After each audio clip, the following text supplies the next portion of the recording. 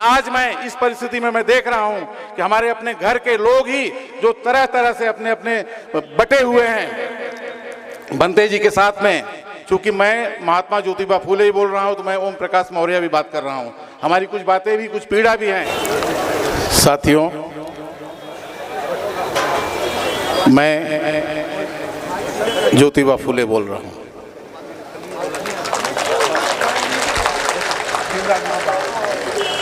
मेरे पैदा होने के पहले ये देश एक गुलाम था, लेकिन मैं ऐसा समझता हूं कि आज़ादी के बाद से वो परतंत्र देश अभी भी मैं उसको अच्छा समझता हूं।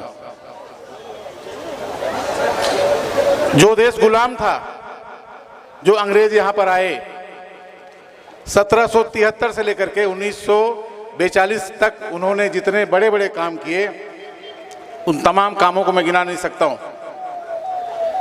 1773 में अंग्रेजों ने समान न्याय व्यवस्था की प्रणाली की। 1795 में उन्होंने शूद्रों को संपत्ति का अधिकार दिया। 1804 में कन्या हत्या जिस पर प्रतिबंध किया, आप याद कीजिए, लड़कियों को हत्या की जाती थी। 1873 में उन्होंने दास प्रथा और सबको समान शिक्षा का काम किया। 1819 में उन्होंने शूद्र स्त्रियों के शुद्धिकरण, इस पर अंग्रेजों ने रोक लगाया। 1830, 1833, 1834, 1835, 1942 तक इतने बड़े बड़े काम उन अंग्रेजों ने किया। और ऐसा जो काम जो शुद्धिकरण का, मैं, हमारी माताएं बहनें यहाँ बैठी हैं उनके बारे में चर्चा नहीं कर सकता हूँ। मैकाले की शिक्षा, सबको समान शिक्षा का अधिकार उन्होंने किया। नरबली जो एक प्रथा थी अंग्रेजों ने, हमने मिल करके उसको इस देश से खत्म किया। यहाँ पर हमारी जो बेटियां हैं, बाल विधवा विवाह जो हो जाता था उसको अंग्रेजों ने खत्म किया। मैं समझता हूं कि 1919 में उन्होंने ब्राह्मण समाज को जज बनने पर रोका। इस पर भी मैं एक चर्चा करूंगा। एक हमारे साथ में हमारे एक जस्टिस रानड़े थे, जो एक जज थे, किस तरह से भले हमारे साथी थे, हमारी सत्यशोधक समाज में उन्होंने हमारे साथ में कहीं साथ दिया, लेकिन जब जजमेंट का समय आया तो उन्होंने हमारे अगेंस्ट में जजमेंट दिया। उस जजमेंट को वह ब्रिटिश विलियम सार्जेंट नाम का जज, उसने हमारे पक्ष में जजमेंट किया। उसके बारे में आपसे चर्चा करूंगा। महार रेजिमेंट की स्थापना हुई। जाति जनगणना अंग्रेजों ने किया। मैं समझता हूं कि आज का ये जो देश है इससे बहुत ही अच्छा उस काल में अंग्रेजों ने काम किया। मैं उनको भी स्मरण करता हूं। शायद मैं ऐसा कहूं कि अंग्रेज लोग इस देश में देवता बनकर आए थे। आप समझिए क्या बुरी परिस्थिति थी। शादी होती थी तो डोला उन विशेष घरों में जाता था।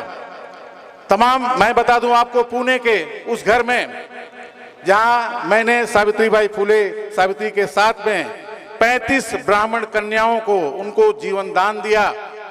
उन ब्राह्मण समाज के घर में उस काल में जो लड़कियां विधवा हो जाती थी उनके साथ में ऐसी हरकतें की जो एक मृत्यु के समान था। हमने, सावित्री ने हमारे घर में मिलकर उनका प्रसूति किया। आज हमको हमारे ऊपर एक दोषारोपण होता है कि एक विशेष जाति का काम करते हैं, लेकिन उस काल में 35 ब्राह्मण के कुटुंब के घर के लड़कियों को हमने हमारे घर में पाला।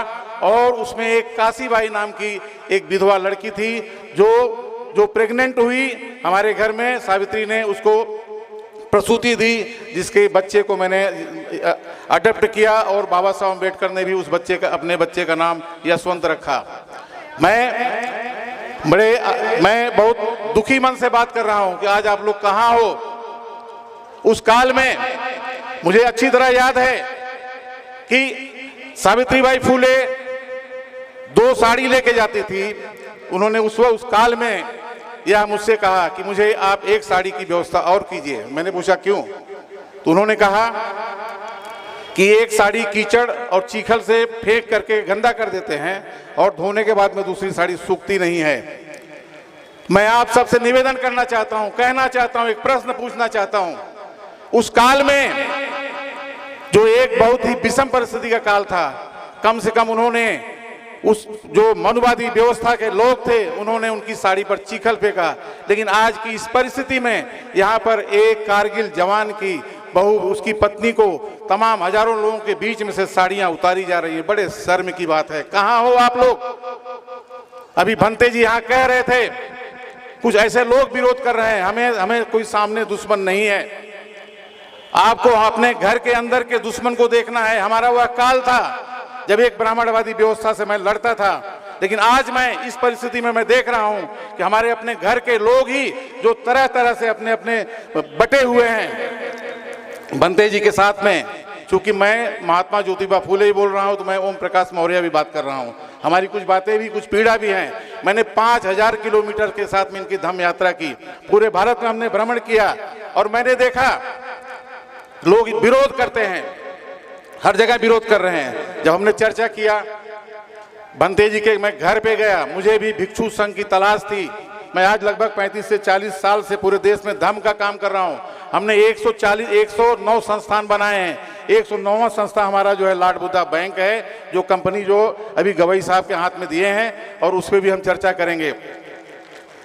हमारी संस्था देखिए ज्योतिबा फूले के नाम पे लगभग 100 करोड़ की संस्था है, दिल्ली में है, इस तरह से प्रयागराज में, पूरे भारत में हम लोग जगह जगह संस्था बना रहे हैं। मैं यह चर्चा कर रहा था कि भंते सुमित रत्न के बारे में। जब हम 5000 किलोमीटर की धम्म यात्रा पर साथ में हम दोनों बैठे थे तो खूब चर्चाएं हुई।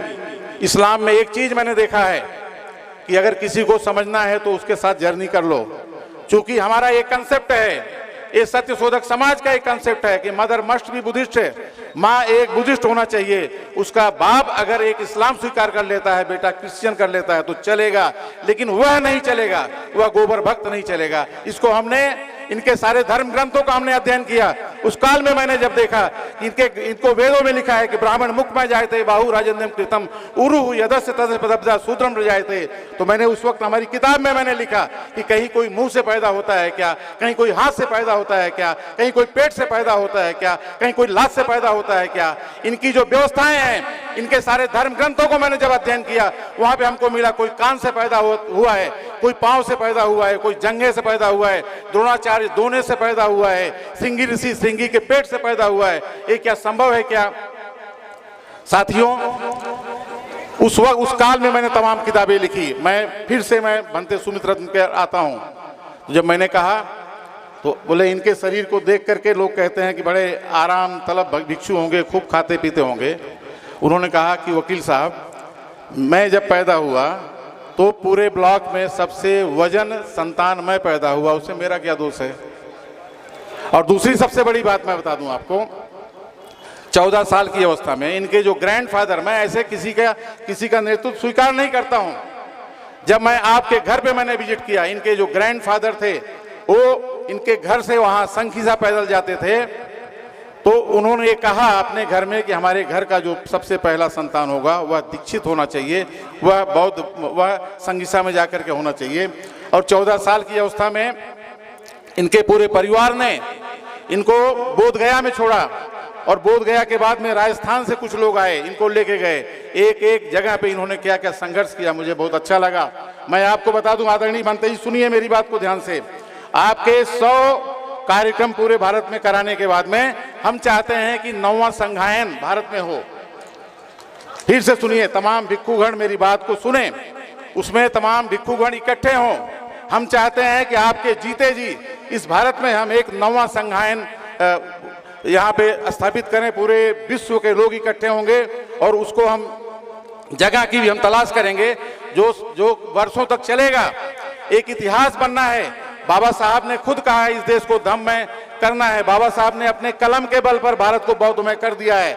आपको इस बात में फिर से मैं समझा दूं, हमारे कुछ लायक पुत्रों में, मैं महात्मा ज्योतिबा फूले, हमारे लायक पुत्रों की अगर मैं देखूंगा तो उसमें डॉक्टर बी आर अम्बेडकर भी सबसे बड़े लायक पुत्र के रूप में आपके बीच में पैदा हुए हैं। और भी हुए, माननीय काशीराम भी हुए हैं, उनके पहले रामस्वरूप वर्मा जी हुए हैं, उनके पहले शहीद जगदेव बाबू भी हुए हैं जिन्होंने 10 और 90 का नारा दिया। तो ये तमाम तरह के लोग हैं जो हमारे इस क्रांति में उन्होंने काम किया है। तो भंते सुमित रत्न, हम आपके साथ में हैं। पूरा सत्य शोधक समाज आपके साथ में है, पूरी हमारी टीम साथ में है। मैं भारतीय बौद्ध महासभा का आदरणीय भीमराव अम्बेडकर जी, इन्होंने मुझे राष्ट्रीय संयोजक बनाया है। मैं कोई नई संस्था नहीं बनाया हूं, हमारे पूर्वजों की जितनी छूटी संस्था है उसको हम जिंदा कर रहे हैं। पूरे भारत में आज 10 साल से हम घूम घूम के भारतीय बौद्ध महासभा का काम कर रहे हैं। हमारे गवई साहब यहाँ बैठे हैं। हमने कहा और कितना पैसा कमाओगे आप? गवई साहब के बारे में बता दूं, मैं उनके साथ कई महीनों तक चला देखा। गजब की उनके अंदर विलक्षण शक्ति है। जो पिता के मरने के बाद में माता जो है उनकी, इनको मैं महामाता कहूंगा, अपने सर पर घमेला और रेती लेकर के काम किए हैं, अपने बच्चों को शिक्षा दिए। उन्होंने अपने बच्चों को वहां बिजनेस किया, भाजी बेची और इसके बाद में विदेश में गए।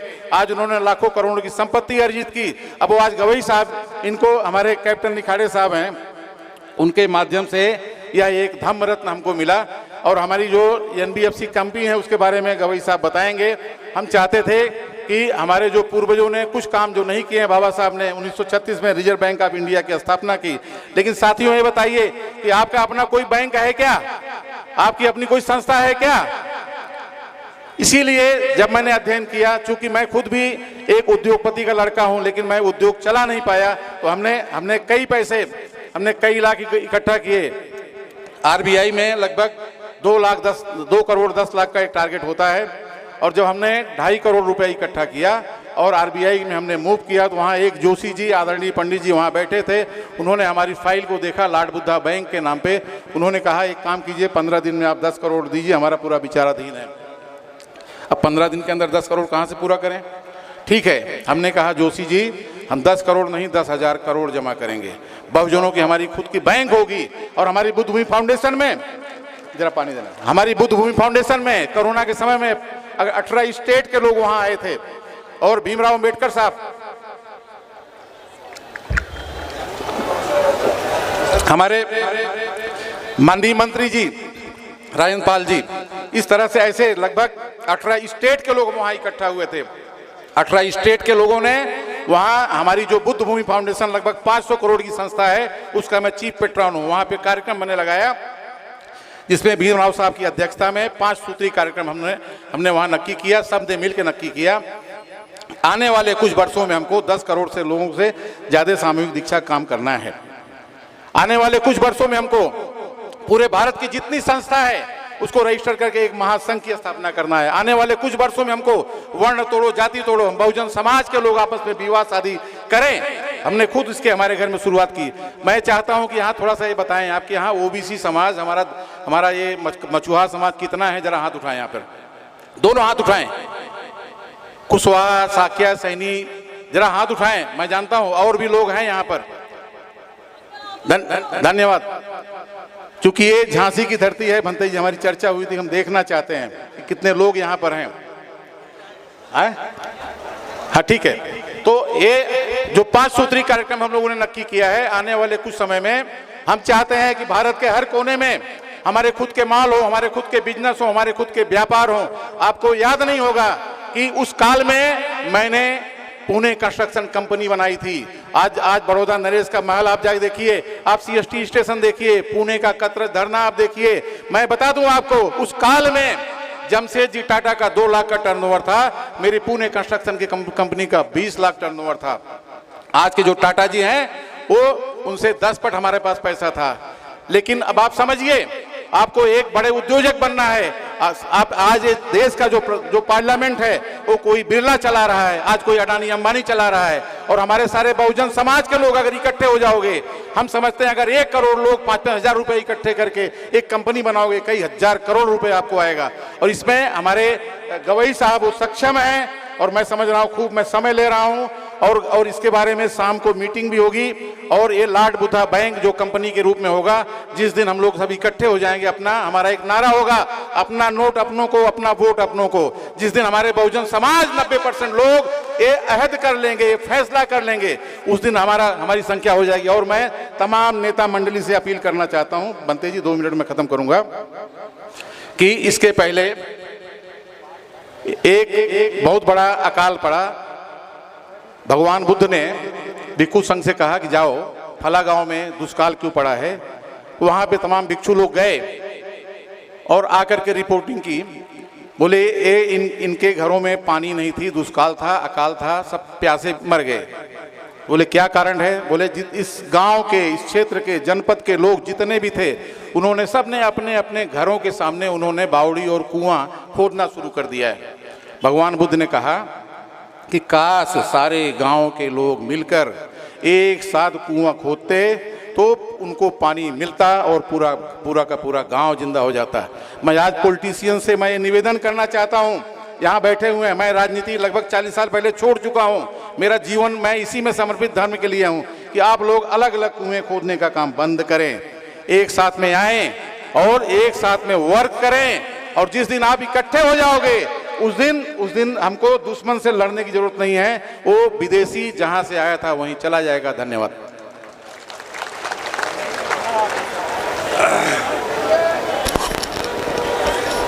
भाई बहुत अच्छा किया।